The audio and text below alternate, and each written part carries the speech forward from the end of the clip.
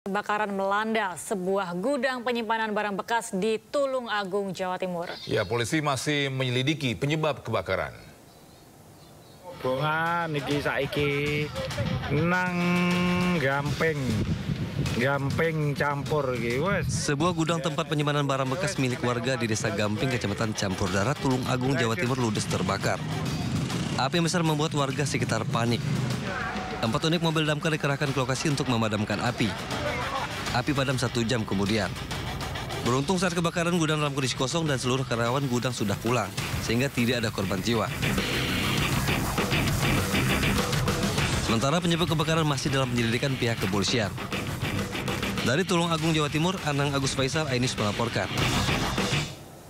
Hujan deras disertai angin kencang merusak sejumlah rumah warga di Mandaling Natal, Sumatera Utara. Ya, sementara itu hujan deras disertai angin kencang juga menyebabkan banjir dan pohon setinggi 10 meter tumbang di Depok, Jawa Barat.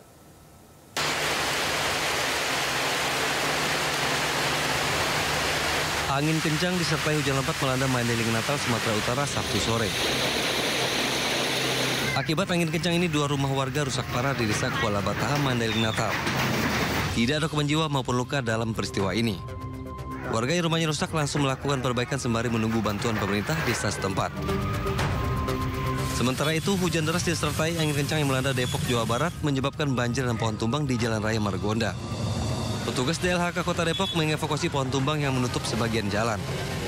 Proses evakuasi berlangsung lama lantaran batang pohon cukup besar. Penyebab pohon tumbang ini angin, diameternya kurang lebih 1 meter, tingginya 10 meter, Pak. Memang dari pihak DLHK dan kita sendiri pun udah ada pemangkasan sepanjang Jalan Margonda. Tapi memang musibah, kita tidak tahu ya penyebab ini pohon tumbang. Karena di sisi sini banyak pohon besar juga, banyak pohon terbesi, tapi tumbang memang hanya sini. Akibat kejadian ini, kemacetan panjang terjadi di kawasan Margonda pada kedua arah, baik dari arah Citai menuju Jakarta maupun dari arah sebaliknya. Lalu lintas kembali normal setelah petugas berhasil mengevakuasi pohon yang tumbang. Dari Mandaling Natal, Sumatera Utara dan Depok, Jawa Barat, Ahmad Hussein Lubis, Iyung Rizky Ainus melaporkan. Sementara itu di Yogyakarta, pemirsa, tanggul penahan gelombang di tempat pelelangan ikan di Pantai Baron, Kabupaten Gunung Kidul ambrol. Ya, hal ini terjadi akibat terjangan gelombang tinggi yang terjadi selama beberapa hari.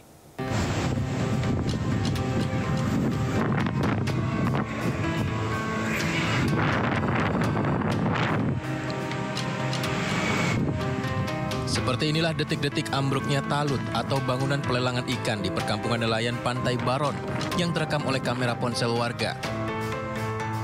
Bangunan talut sepanjang 20 meter tiba-tiba saja ambruk.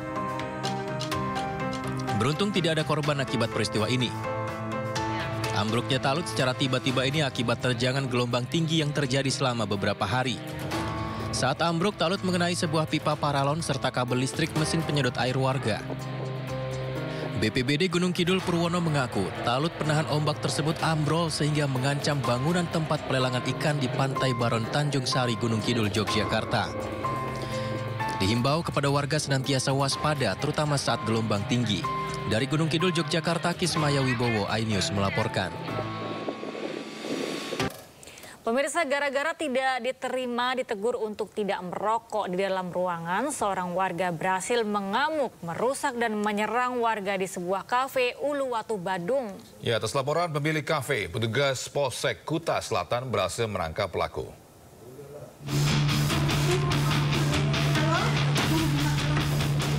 Aksi pengrusakan kafe yang dilakukan seorang warga berhasil berinisial MS beredar luas di media sosial. Tindakan melawan hukum tersebut terjadi di Si Cafe di Jalan Uluwatu 2, Kuta Selatan. Atas laporan pemilik kafe, tidak lama berselang petugas unit Reskrim Polsek Kuta Selatan berhasil menangkapnya di tempat kos pelaku di kawasan Jimbaran. Dari hasil pemeriksaan terungkap, pelaku mengamuk hingga merusak dan menyerang warga usai ditegur untuk tidak merokok di dalam ruangan. Saat mengamuk, pelaku diduga dalam pengaruh minuman keras. Diarahkan oleh karyawan duduk di smoking area.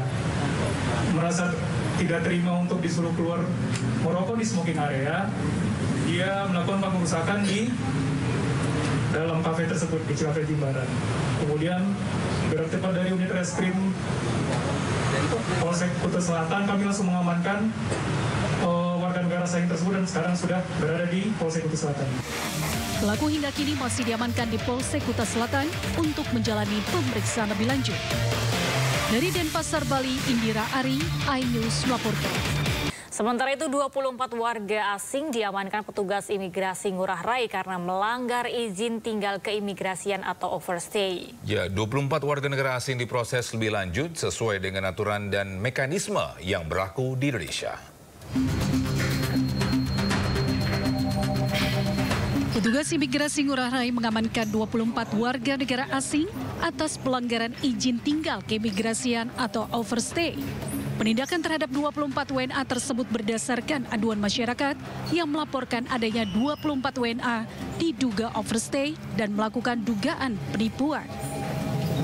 Dari hasil patroli, 3 WNA asal Nigeria berhasil diamankan karena overstay lebih dari 60 hari. Sementara dari hasil pengembangan, petugas berhasil mengamankan 21 WNA lagi atas pelanggaran izin tinggal keimigrasian.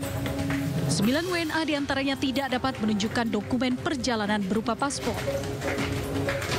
Yang overstay dan dilaporkan melakukan penipuan. Saat ini dari 24 warga negara asing yang telah diamankan, 3 warga negara asing dilakukan pendetensian pada kantor imigrasi Ngurah Rai dan 21 warga negara asing lainnya pada rumah detensi imigrasi Denpasar.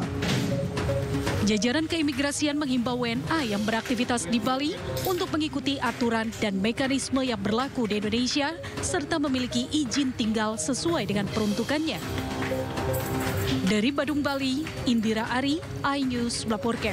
Pemirsa, sebuah tas ransel mencurigakan ditemukan di tempat parkir stasiun LRT Sukarami, Palembang, Sumatera Selatan. Ya, tim Jibom dari Gegana Brimopolda Sumatera Selatan meledakkan tas tersebut demi alasan keamanan.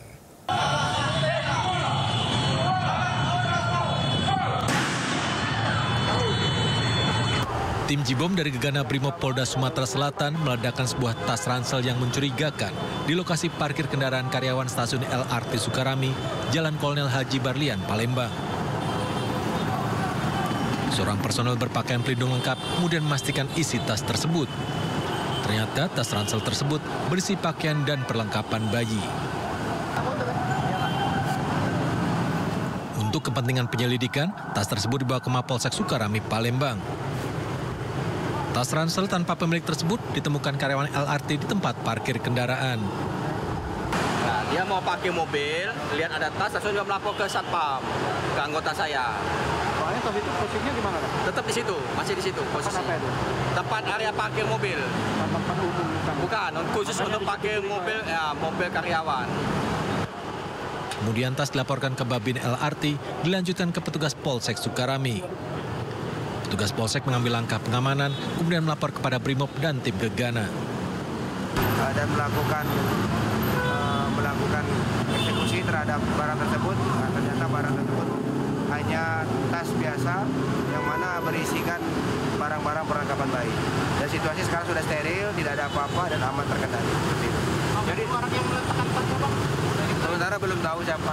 Ya, kita sudah mencoba untuk mencari tahu, kita masih coba menyelidiki siapa orang yang menaruh barang tersebut. Polisi masih mencari tahu pemilik tas ransel berisi pakaian dan barang-barang perlengkapan bayi tersebut. Dari Palembang, Sumatera Selatan, Firdaus, iNews melaporkan. Pemirsa, seorang ibu rumah tangga di Kabupaten Rokan Hilir, Riau ditangkap polisi lantaran kedapatan mengedarkan narkoba jenis sabu-sabu. Ya, selain itu di Bali, seorang ibu rumah tangga diamankan polisi karena terbukti terlibat dalam peredaran narkoba.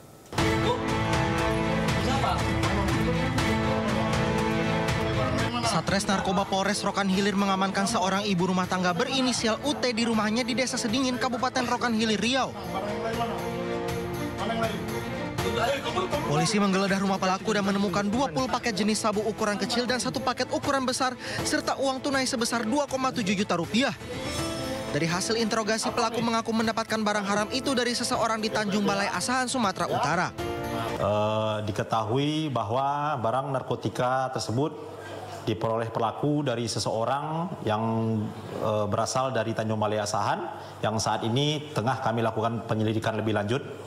dan pelaku melakukan pengedaran narkoba tersebut di daerah sekitar rumahnya di Desa Sedinginan, Kecamatan Tanah Putih, di mana berdasarkan interogasi yang dilakukan, pelaku mengakui telah melakukan mengedarkan narkotika tersebut lebih kurang selama 6 bulan. Saat ini pelaku beserta barang bukti diamankan ke kantor Polres Rokan Hilir untuk penyelidikan lebih lanjut.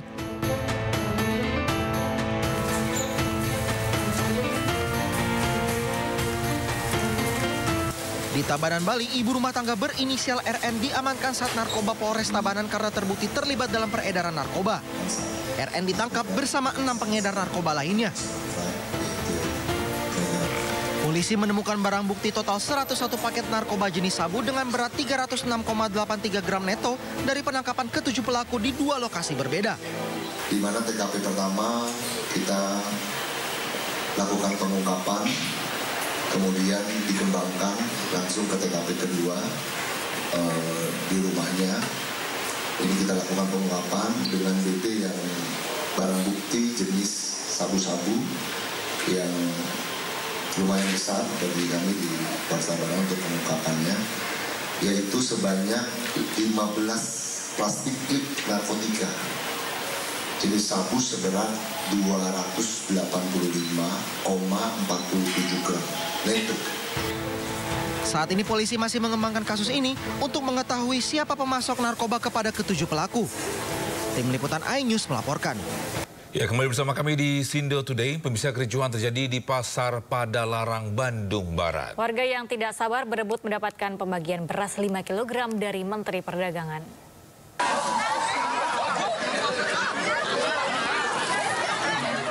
Pembagian beras gratis berujung kericuhan. Ratusan orang berebut beras gratis yang dibagikan di Pasar Padalarang, Kabupaten Bandung Barat. Mereka tak sabar setelah menanti selama berjam-jam untuk mendapatkan beras gratis yang dibagikan Menteri Perdagangan Zulkifli Hasan. Beras yang dibagikan berupa beras kemasan 5 kg jenis stabilisasi pasokan dan harga pangan SPHP dari Bulog. Beras kemasan dengan HET Rp54.500 tersebut tentu sulit ditolak oleh warga. Tapi ngantri sekarang ya, Bu? Oh, senang. Ngantrinya lama nggak? Udah lama tadi, Bu? Baru? Nggak tahu, udah baru datang. Ini kalau dapat beras gratis baru ini, Bu, kalau dari Menteri, Bu? Dari pemerintah? Baru. Biasanya kalau beli beras berapa, Bu? Lagi mahal nggak sekarang? 15.000 segitu. Lagi mahal itu, Bu, segitu? Iya. Menteri Perdagangan Zulkifli Hasan mengunjungi Pasar Padalarang, Kabupaten Bandung Barat. Sidak dilakukan untuk memastikan ketersediaan bahan kebutuhan pokok menjelang Hari Raya Idul Adha. Menteri memastikan hampir seluruh kebutuhan pokok termasuk daging dan telur ayam harganya masih stabil.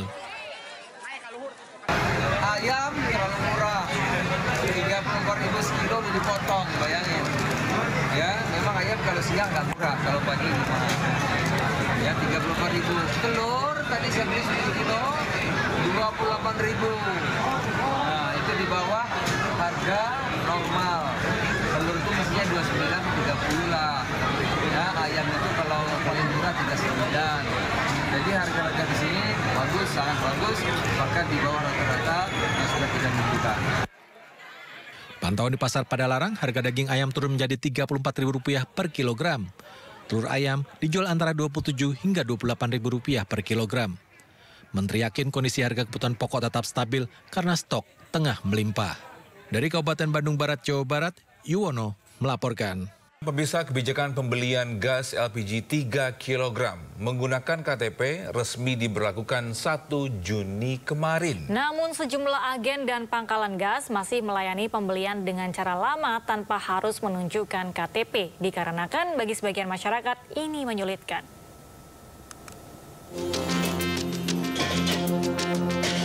Kebijakan pembelian gas LPG bersubsidi ukuran 3 kg menggunakan KTP atau data NIK resmi diberlakukan per 1 Juni atau hari Sabtu kemarin.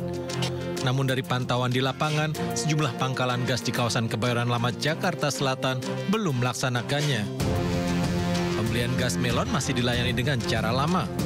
Pemilik pangkalan gas mengaku Pertamina sudah melakukan sosialisasi ke lapangan, namun belum ada arahan soal pembelian gas melon melalui aplikasi. Tapi kalau untuk di luar, istilahnya kayak agen-agen kayak begini, itu untuk menerapkan satu gas satu KTP itu susah. Karena yang beli sendiri kan ada warung-warung kecil itu ya kan. Kayak semacam kayak warteg, pecel lele, ya, yang orang-orang masak. Itu kan belinya kadang 1, 2, tapi kalau untuk menerapkan pakai KTP itu kayaknya agak susah, Mas. Kebijakan ini pun menimbulkan pro kontra. Kalangan emak-emak menilai kebijakan pembelian gas dengan KTP dianggap menyulitkan konsumen. Ya sebenarnya sulit juga, namanya ibu-ibu kan kadang lupa ya bawa KTP. Namanya ke pasar juga nggak bawa apa-apa, bawanya taunya duit, di dompet tas kayak gitu kan. Kalau masalah KTP kadang lupa, kecuali ke kelurahan, mengurusin ini baru kan pakai KTP gitu kan. Oh ini beli gas kok pakai KTP gitu. Kalau menurut saya ya agak berat ya, apalagi kalau gas kecil itu kan cuma dipakai paling nggak ada, ya bisa dihitung hari ya kalau yang setiap hari masak. Kalau menurut saya sih keberatan banget sih ya. Sebenarnya sih kalau gitu tuh kan terlalu ribet tuh ya. Karena kalau pembelian pakai KTP satu-satu kan menggunakan membutuhkan waktu, kayak terlalu lama gitu. Kalau beli langsung kan beli, ngasih uang langsung dapat. Kalau pakai KTP kan mesti kadang mungkin registrasi dulu lah, untuk pengecekan dulu gitu kan. Pertamina Patraniaga memberlakukan ketentuan baru bahwa pertanggal 1 Juni 2024, pembelian gas LPG bersubsidi ukuran 3 kg atau gas melon harus sesuai dengan KTP yang didaftarkan. Setiap agen dan pangkalan gas akan melayani pembeli menggunakan aplikasi bernama Merchant Application dengan memasukkan data KTP pembeli.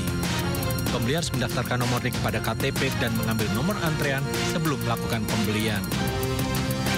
Tim Liputan iNews melaporkan. Ya, kita ke informasi kasus Vina Bisa. Meski terpidana kasus pembunuhan, Vina dan Eki sudah ditahan. Polemik seputar peristiwa tragis tersebut masih terus bergulir. Pada kejadian 2016 lalu, salah satu warga sekitar mengaku kaget saat para pelaku ditangkap polisi lantaran para terpidana tersebut dinilai sebagai anak yang baik. 7 terpidana saat ini sudah mendekam di penjara dan telah dijatuhi hukuman penjara seumur hidup. Dan 1 DPO baru saja tertangkap. Berbagai macam spekulasi timbul di masyarakat. Muncul pertanyaan apakah ke-7 orang dan 1 DPO yang sudah tertangkap bersalah atau tidak. Salah satu warga Cirebon yang berjualan di sekitar TKP, Hussein, mengaku kenal dengan para pelaku dan mengungkapkan kesaksiannya. Menurutnya, para terpidana merupakan anak baik-baik, hanya bekerja sebagai kuli bangunan. Saat kejadian, ia kaget mengetahui kabar bahwa anak-anak tersebut ditangkap polisi akibat terlibat dalam kasus pembunuhan. Saya perhatikan tuh bukan anak-anak nakal, anak-anak yang sehari-harinya mungkin dia nggak ngelanjut sekolah, jadi sehari-harinya bekerja sebagai ya kuli bangunan itu, ngikut bapaknya gitu. Ya kalau sore mungkin ngilangin capek lelah, makanya pada nongkrong di depan. Polemik seputar peristiwa tragis pembunuhan terhadap Vina dan Eki 2016 terus bergulir meski sudah 8 tahun berlalu. Dari Cirebon, Jawa Barat, Faisal Rinaldi, Rama Romadona melaporkan. Ya, sementara itu ratusan warga Cirebon berkumpul di Jembatan Talun menggelar tabur bunga serta doa bersama untuk Vina dan Eki. Jembatan Talun merupakan lokasi kali pertama korban Vina dan Eki ditemukan saat peristiwa tragis 2016 lalu. Dapatkan surga Allah Subhanahu wa taala. Sore ini ratusan warga Cirebon menggelar tabur bunga dan doa bersama untuk almarhum Eki dan almarhumah Vina. Aksi tersebut digelar di Jembatan Talun, tepatnya di lokasi Vina dan Eki pertama kali ditemukan saat kejadian. Para korban diberikan ketabahan. Ratusan warga mendoakan agar almarhum Eki dan almarhumah Vina bisa tenang dan kasus ini bisa segera cepat terungkap. Di mana proses ini kenapa kita lakukan barangkali karena memang ini sudah menjadi konsumsi publik agar kemudian proses penegakan hukum itu betul-betul berjalan dengan profesional, transparan, dan seadil-adilnya. Kasus pembunuhan sadis terhadap Vina dan Eki tahun 2016 lalu hingga kini masih mencuri perhatian masyarakat. Dari Cirebon, Jawa Barat, Faisal Rinaldi, Rama Romadona melaporkan. Pemirsa, kuasa hukum keluarga Vina dan Eki di tahun 2016 yakni Yosi Akhdian bersama praktisi hukum Rasman Arif Nasution ini menggelar konferensi pers di Jakarta. Ia menegaskan bahwa kuasa hukum Vina dan Eki belum dicabut kuasanya sejak 2016. Membantu pihak kepolisian, juga mendorong pihak kejaksaan untuk juga memantau kasus ini. Begitu juga dengan pengadilan, karena ini sudah berjalan dari proses penyidikan sampai penuntutan sampai dengan putusan. Artinya instrumen penegakan hukum Indonesia terhadap 2 orang warga negara Indonesia yang meninggal tidak wajar ini sudah berjalan. Ada fungsi pembelaan hukum, pendampingan, ada lawyer yang bernama Saudara Yosi, ada kepolisian yang sudah memeriksa dan melakukan pemberkasan. Ada jaksa yang sudah juga melakukan fungsi pra-adjudikasi bersama-sama, memeriksa berkas, penyidikan dan penuntutan. Dan ada hakim yang telah memutus perkara ini, bahkan ingkrah. Artinya sudah berkekuatan hukum tetap. Jadi posisi ini harus saya jelaskan bahwa sebagai seorang praktisi, posisi saya juga adalah hari ini sebagai kuasa hukum dari saudara Yosi. Kenapa beliau butuh kuasa hukum? Pertama, Yosi mengatakan kepada saya, "Bang, saya ingin meluruskan. Karena ada banyak penjelasan dari orang-orang yang sekarang menjadi pengacara, apakah pengacara Vina, yang sekarang belum ada pengacara Eki, belum ya. Kemudian dari pengacaranya Saka, dari pengacaranya Peggy, yang menurut penjelasan saudara Yosi banyak yang harus diluruskan. Dan kalau itu dibiarkan, dia akan berimplikasi makin rumit, runyam. Dan karena itu kita cinta Indonesia, maka kita ingin meluruskan ini. Karena itu beliau khawatir jangan sampai besok statement beliau ini akan dijadikan orang untuk satu, menekan dia secara pribadi dan keluarganya, dan atau hal-hal yang lain. Maka beliau bilang, "Bang, saya tolong fasilitas." Bisa pengacara Rasman Arif Nasution menganggap adanya keterlibatan anak jenderal dalam kasus Vina hanya isu belaka. Rasman mengklaim telah melakukan penelusuran yang menganggap anak jenderal yang dimaksud baru berumur 2 tahun saat Vina dibunuh. Dengan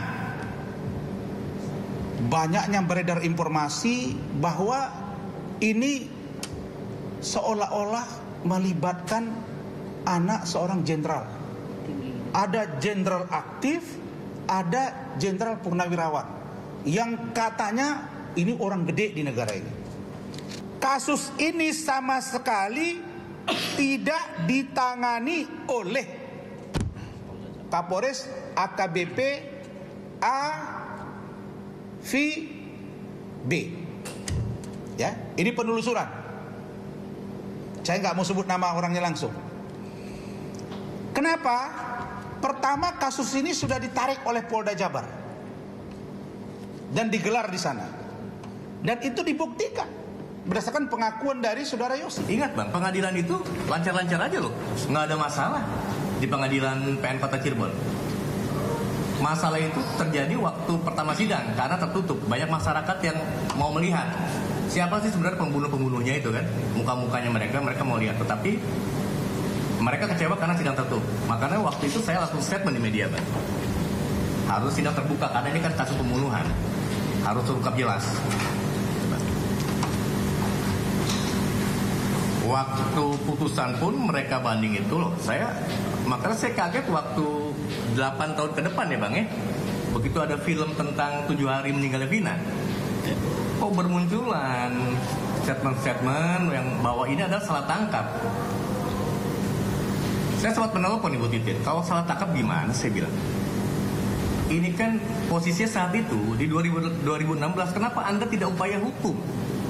Kalau misalkan Anda upaya hukum, Anda lakukan, berarti upaya hukum itu kalah dong, ditolak dong, Mbak. Posisinya, upaya hukum pasti ditolak karena putusan mereka itu tetap yang 7 orang itu seumur hidup dan yang 8 tetap di 8 tahun. Waktu saya mengawal sidang itu, memang terdakwa itu ada 11, Bang, dalam persidangan. Terdakwa itu ada 11? Ada 11, betul. Oke. Yang disidangkan 8 orang tuh 1 sudah lebih dulu kan yang di bawah umur, yang 7 itu menyusul. Saka maksudnya. Oke. Saka lebih dulu sidangnya. Oke. Yang 7 nyusul itu. Oke. Dan yang 3-nya itu tetap DPO.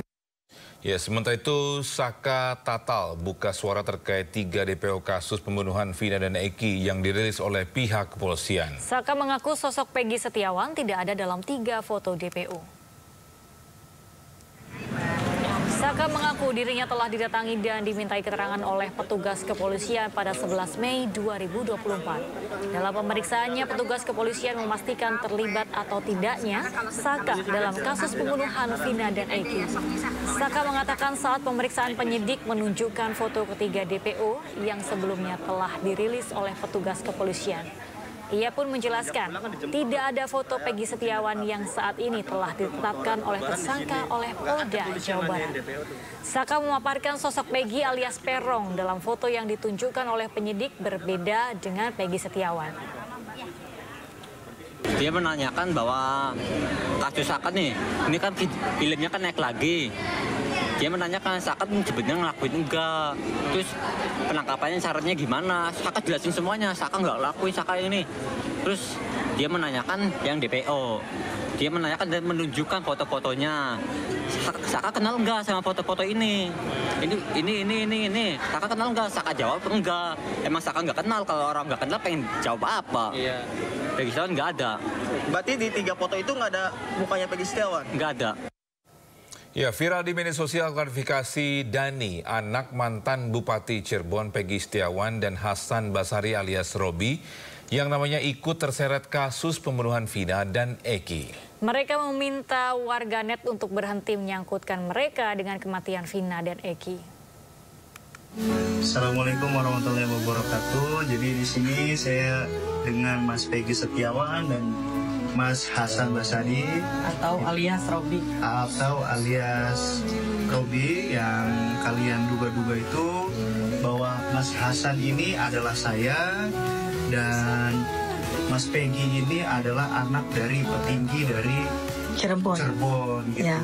Jadi itu tidak benar adanya. Jadi tolong netizen stop ngebully dan stop yang namanya bikin hoax. Karena ini sangat merugikan Mas Peggy. Ya, cocok logi. Iya betul. Cocok logi juga. Dan ini sangat merugikan Mas Hasan juga seperti itu. Jadi Mas Peggy, Mas Hasan dan keluarganya itu kalau keluar itu jadi tidak nyaman lagi, gitu. Jadi tidak bebas lagi. Jadi Mas Rama dan Mas Hasan tuh 2 orang yang berbeda ya? Betul, ya, berbeda. Berbeda, dicoba di zoom ya. Boleh. Nih, satu ini Mas Rama. Enggak ya. Nah ini Mas Hasan atau Mas Robi panggilannya.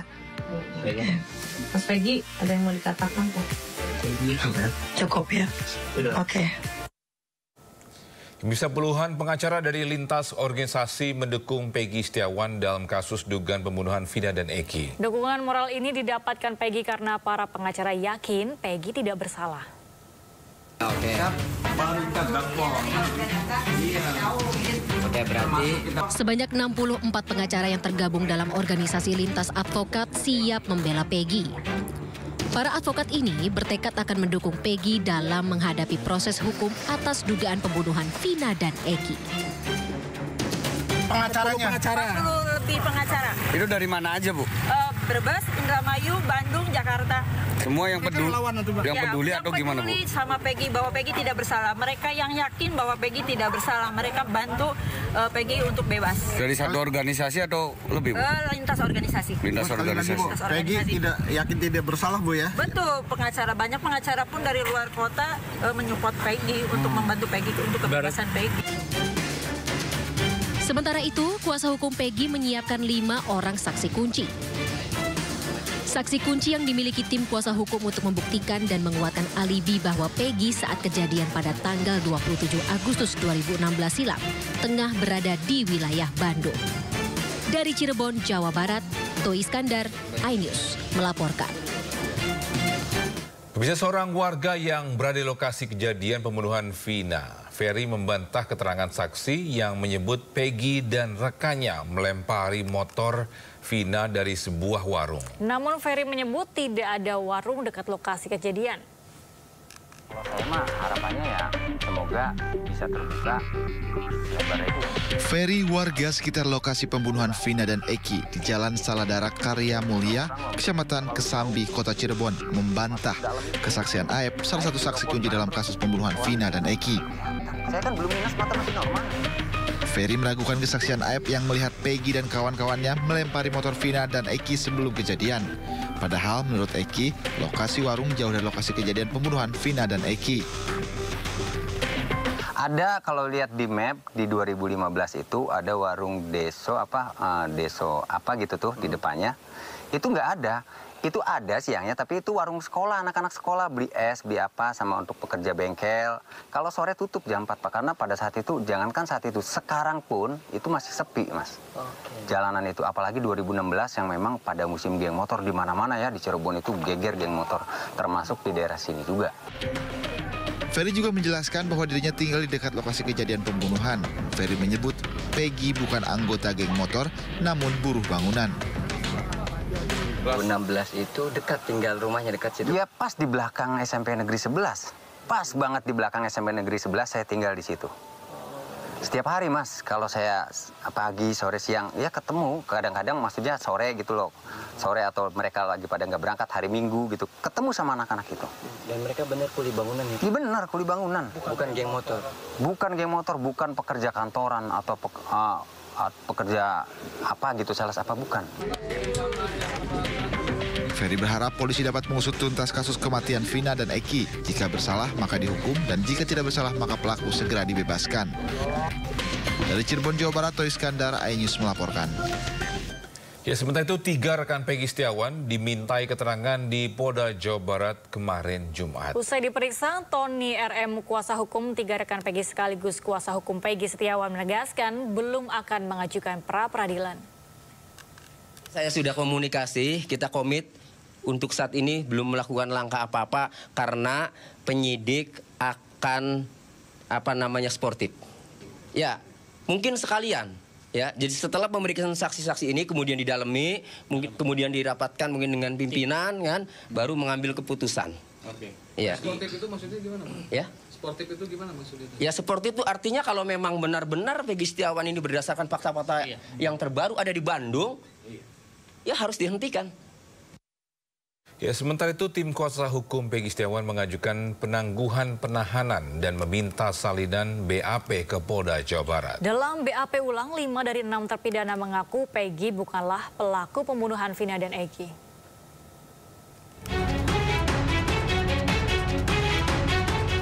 Penangkapan Peggy Setiawan menimbulkan banyak reaksi. Pihak kepolisian memposisikan Peggy sebagai pelaku sekaligus otak pembunuhan Vina dan Eki. Namun sejumlah pihak menilai banyak kejanggalan dalam penetapan Peggy sebagai tersangka. Salah satu kejanggalan adalah ciri-ciri Peggy Setiawan yang jauh berbeda dengan DPO. Sejumlah saksi juga memastikan Peggy berada di Bandung dan bekerja sebagai buruh bangunan saat kejadian pembunuhan Vina dan Eki 27 Agustus 2016. Dalam BAP ulang, 5 dari 6 terpidana juga mengaku Peggy bukanlah pelaku yang dimaksud. Kamis sore kemarin, tim kuasa hukum Peggy Setiawan mendatangi Polda Jabar. Mereka mengajukan penangguhan penanganan Peggy sekaligus meminta salinan BAP para terpidana. Agenda hari ini kita tetap mengajukan penangguhan penahanan kepada pihak kepolisian, serta kita meminta salinan BAP. Nah, yang 2 hal ini yang saya sebutkan di belakang itu lagi diproses. Jadi baik penangguhan penahanan maupun salinan BAP itu masih diproses. Di Indonesia ini kita yakini bahwa nama Peggy Setiawan itu bukan 1 orang. Itu saja, ya. Di Indonesia ini kita yakini nama Peggy Setiawan itu bukan 1 orang. Di Jawa Barat saja mungkin bisa puluhan atau ratusan orang. Kan itu keyakinan kami. Meski banyak kejanggalan, polisi tetap bersikeras menjadikan Peggy sebagai tersangka dan menahan Peggy di Mapolda Jawa Barat. Bahkan 2 DPO lain dihilangkan karena dianggap fiktif. Dari Bandung, Jawa Barat, Mujib Prayitno, iNews melaporkan. Saya tidak pernah melakukan aturan itu di Vietnam. Bersumpah demi Allah. Bersumpah demi Allah. Sendiri karena kamu tidak bersalah. Saya tidak pernah melakukan aturan itu di Vietnam. Saya rela mati. Saya tidak pernah melakukan aturan itu di Vietnam. Saya rela mati. Jalanan kota Bandung ini berubah menjadi lautan manusia. Wow, puluhan ribu bobotoh dan warga kota Bandung menyambut kedatangan tim Persib Bandung dan Piala Liga Indonesia 2023-2024. Warga larut dalam euforia juara yang telah dinantikan selama 10 tahun.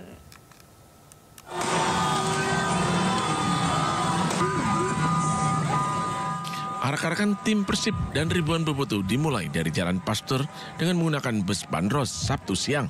Melewati ruas Jalan Pasteur, Jalan Suropati, berakhir di Gedung Sate Kota Bandung.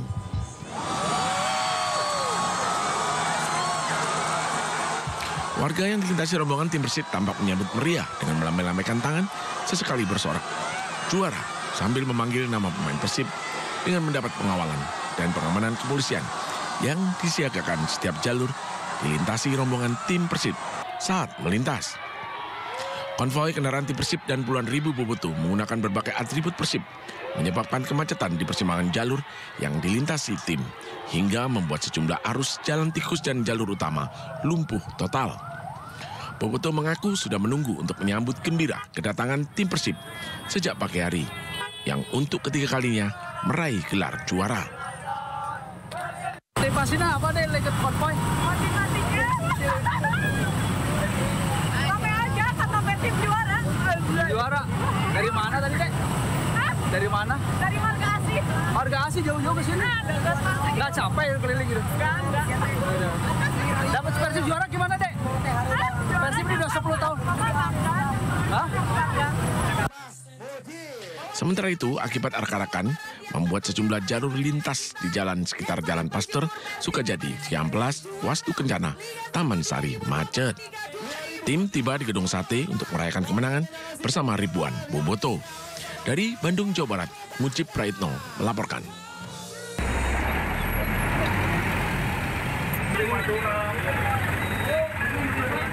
Konvoi dan arak-arakan penyambutan kedatangan para pemain Persib usai menyabet gelar juara 1 Liga 1. Ratusan bobotoh atau supporter Persib mulai memadati jalan yang akan dilewati oleh para pemain Persib.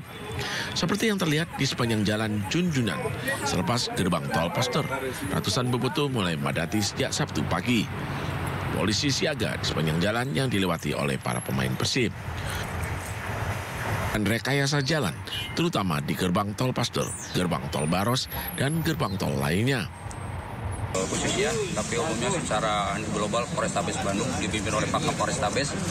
Kami untuk Polsek Sukajadi selesai melaksanakan untuk apel konsolidasi, bergabung dengan dari jajaran Jasa Marga, bergabung juga dengan dari Koramil, Kecamatan Sukajadi, mengantisipasi kegiatan pengamanan arak-arakan kemenangan Persib. Ya. Konvoi dan arak-arakan para pemain Persib dimulai dari gerbang tol Pasteur hingga menuju Gedung Sate. Dari Bandung, Jawa Barat, Mujib Prayitno melaporkan.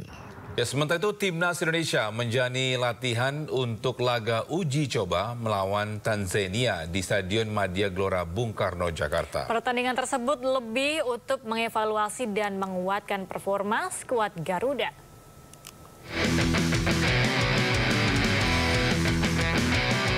Timnas Indonesia jalani latihan sebagai persiapan untuk laga uji coba melawan Tanzania sore ini di Stadion Madia Glora Bung Karno, Jakarta. Latihan diikuti pemain-pemain timnas senior seperti Sen Pratama, Pratama Arhan hingga Egy Maulana Fikri. Pertandingan tersebut merupakan salah satu rangkaian laga timnas untuk 2 laga kualifikasi Piala Dunia 2026. Pelatih timnas Sinteyong menyatakan dirinya masih buta kekuatan Tanzania. Namun Sinteyong menyatakan pertandingan uji coba ini lebih untuk evaluasi dan penguatan performa serta melihat peningkatan fisik para pemain.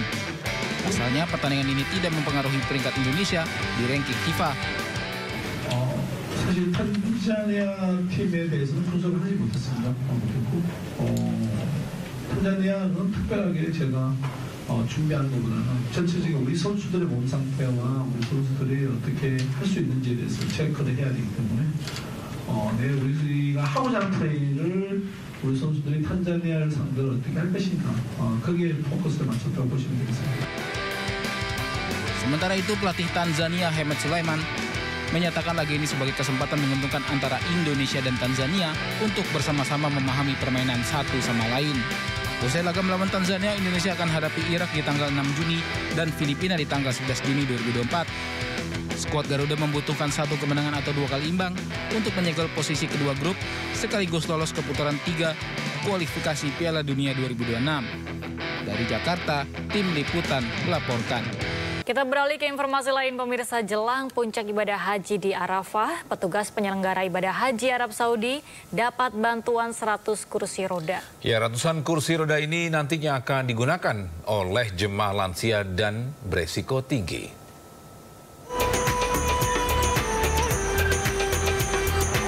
Dalam rangka mendukung program haji ramah lansia, petugas penyelenggara ibadah haji PPIH Arab Saudi menerima kiriman 100 kursi roda dari pusat.